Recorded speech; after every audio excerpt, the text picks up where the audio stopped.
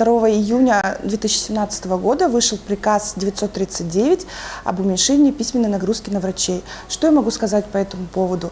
Конечно, как вы видите, нагрузка на нас уменьшилась действительно. У нас сократились многие журналы. Например, многие дублирующие друг друга журналы. Журнал оповещения о чрезвычайных ситуациях, журнал по гражданской обороне, журнал телефонограмм от медицины катастроф, журнал повторных обращений, журнал выдачи справок, журнал отказов от госпитализации, ну и некоторые еще другие. Это то, что я вспомнила вот так навскидку.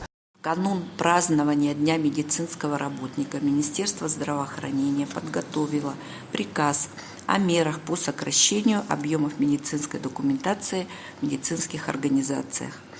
Приказ направлен не только на снижение нагрузки на медицинских работников, но и прежде всего для улучшения контактирования между медицинским работником и пациентом.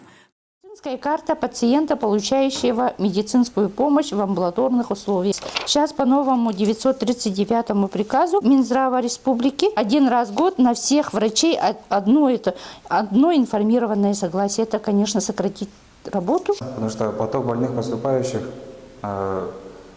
после них как бы заполнение документации всегда идет. Там остаешься после работы, иногда в дежурство, по вечерам пишешь то, что не успел в дневное время. Отношусь, конечно, положительно к этому приказу, так как в последнее время наблюдалась тенденция к повышению количества бумажной работы. Убираются, например, вот эти журналы там определенные, этапные эпикризы вот эти, то работы, конечно, станет намного меньше, будет больше времени уделяться непосредственно контакт именно с больным. Министр здравоохранения приказанан биһиги билигин үлебит намно кычата дияққашап. Бу балыхаға сытачы ырыхақтарға холобура бу медицинской карталарыгар биһиги билигин удовлетворительный состояниялақ боллақтарына 1-2 күнгө бирде дневник сурьер боллубут.